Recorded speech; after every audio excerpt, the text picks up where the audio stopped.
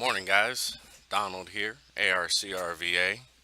I think it's going to be a hair down today kind of day, if you know what I mean. A couple things today we're going to talk about. I've seen a lot of questions come across some of my Facebook groups that I'm part of and everything else going.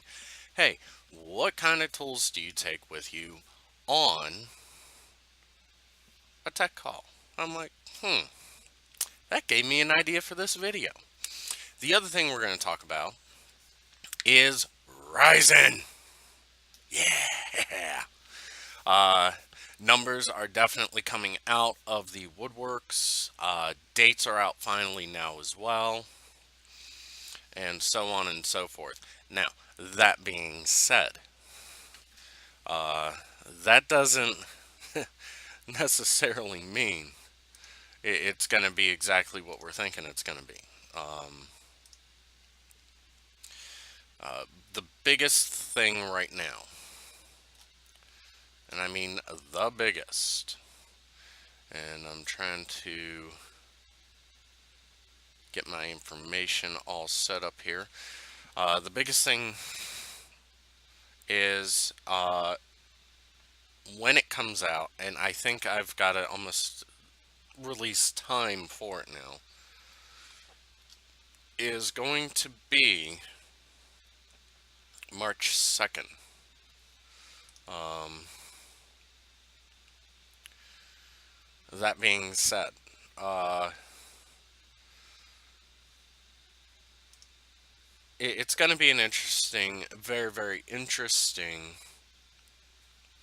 um, takeaway from everything. Right now, I'm even looking because I'm seeing people actually pre-order this stuff. I'm looking to try and get a pre-order done now as well for me. I'd really like to do a video on this for you guys to kind of go about it and just say, you know what, the time is now. So, Ryzen apparently is going to be pretty big. The one problem I think everybody has right now with it, and it's the question left unanswered. Will it actually outperform on a core for core basis? Hmm. Let's think about this for a minute. Uh, the last time AMD did any of this, I mean, any beating of Intel, wiping the floor with them, any of that, anytime they did any of that, the last time it was during the Athlon 2 and the Venom 2 series. Um, During that time, uh, on a core for core basis, they were actually, once you got them overclocked quite well, and even before then, they were actually beating out a lot of the Core 2 extremes, the Core 2 quad extremes, and everything else. Now, I am a firm believer of let's raise the clock speed. However, at the same time, you do run into limitations. One of these limitations is the speed itself. Can you get it up high enough without burning up everything in that die? Inherently, that is where a lot of overclocked chips fail.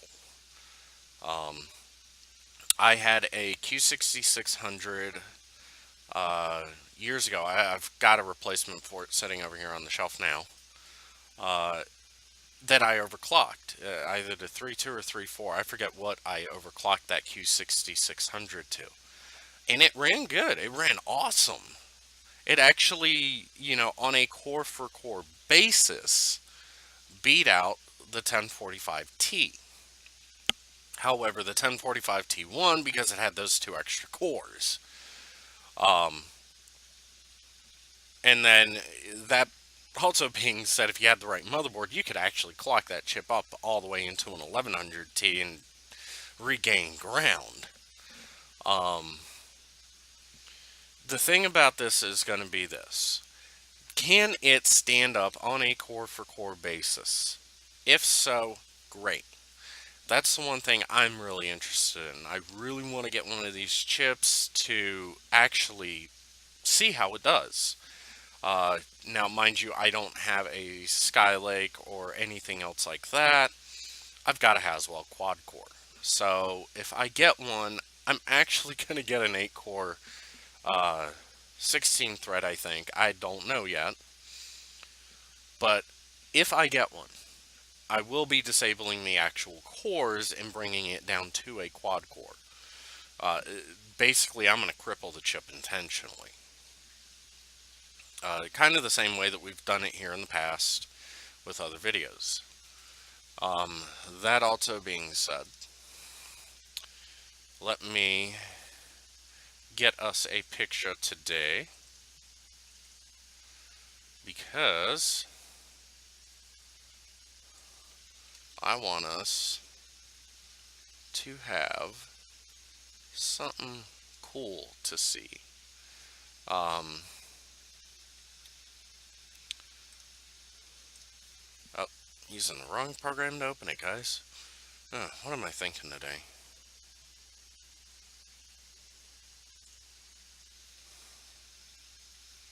Oh, that program doesn't work really well either.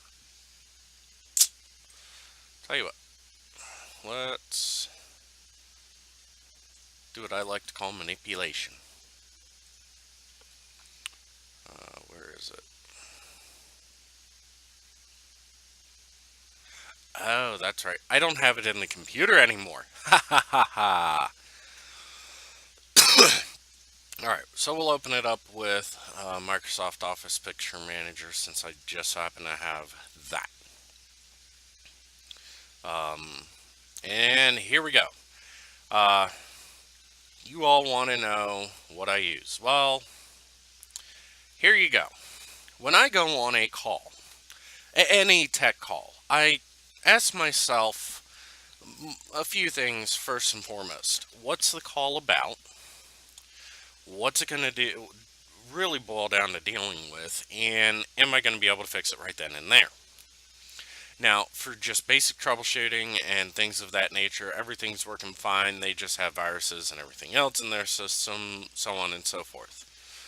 But on any basic call, and that's the kind of call we're looking at essentially for here, depending on the issues, if they say that they're having a power issue, anything like that, I'll bring a multimeter. Why? This one that I have here only reads, for some reason, DC, which is perfectly fine. I use it for computer tech and everything else like that anyway. For laptop stuff, I've got a small screwdriver here, and then I've got the mini screwdrivers here as well to get into the places, get the screws out, take a hard drive out, anything like that. Now, this one right here, you don't really... I'm not going to say you don't need it anymore, but at the same time, I still take a small pair of pliers, needle nose pliers like that, and here's why. If I've got to get to a jumper on a motherboard just to reset it and clear the CMOS, these pliers work really, really well for that. They do. Look at how big my hands are. And here, I'll even roll back here and grab the pliers just to kind of give you an idea. Here are the pliers here. Here's my hand. Here are my fingers. I think the pliers went for grabbing at things that are, in confined spaces. I take a multi-change-out screwdriver. I also try to make sure I have a regular screwdriver that's a straight shaft, similar to this green and black one here. That's just a standard P2 Phillips head. Because this end on here, it doesn't always reach into every place. This is really good for desktops and things of that nature, but occasionally And I think I've got one actually sitting down here with me now, or I did in the past. But occasionally you'll run into a case where along that back ridge, you'll have holes going through it. Well, those holes go to your PCI expansion slots. This screwdriver doesn't sit there. So I'd make sure that you have a multi-screwdriver with a bit change out and a regular Phillips 2 screwdriver.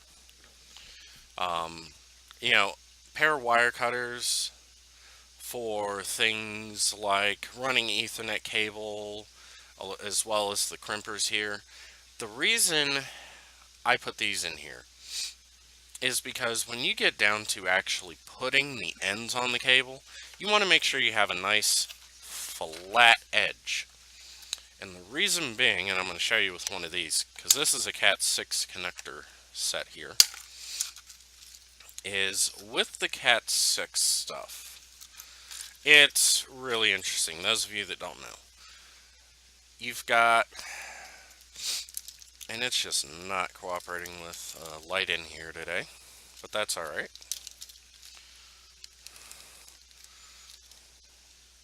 You've got these little bricks here, you know, and then that's to line your wires up and everything. And then you've got what's called a sled end. And yes, it's exactly as it sounds. This end goes up into the side where the connectors are. Basically, all the wires just sit in here and line up, and they're kind of held in place with this. And then you just kind of put everything together, put your end on, and crimp it down. Well, I've gone to jobs where they've, got a busted tab on their network cable, and I offer to fix it for a couple of bucks. I mean, these, for a standard Cat 5, which is pretty common still in the average home. Sorry guys, I had to mute you there. Coming down with a cold, so sorry. I'll actually offer for a Cat 5. I'll make sure I have this with me normally for my crimp tool. And I will honestly offer to, fix it for an added few bucks, cut the end off, put a new end on, get it all set up for them, and everything else. The other thing that we need to take with us, these 3 thumb drives right here. This has Windows 7, 86, 64, and then Windows 10. I do have the ability to make a Windows 8 one. I just haven't made another one yet. Actually, I have. It's actually one of these drives in here. Now, as you can tell here, and I'm going to show this drive to you guys, because this is awesome. I had a friend actually give this to me, and he's a really close friend, really great guy. He gave me, and this blue drive that you're seeing me point on here is a Supersonic Rage 228 gig Patriot USB 3.0 flash drive. And here it is. I don't know how much he paid for it.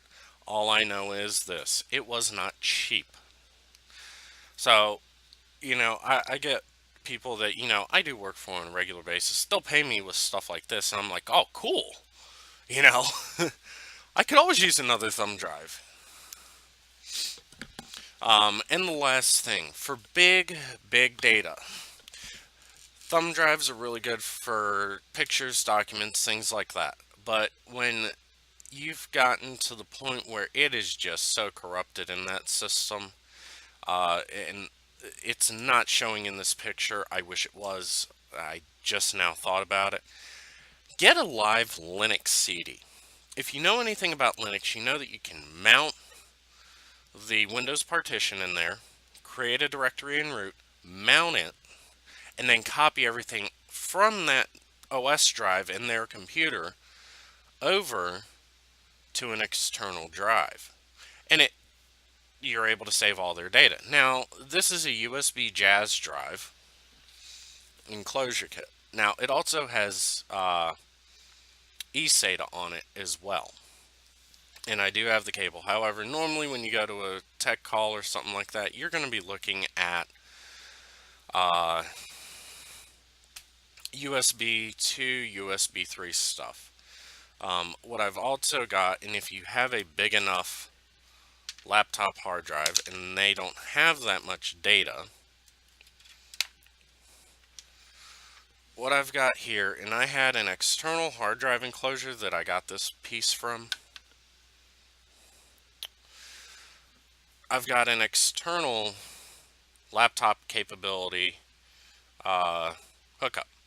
I actually took this with me recently up to a buddy's place because he asked me to come up, look at a Windows 10 computer for him, and to see if I could get it fixed. Well, the computer was actually off the network.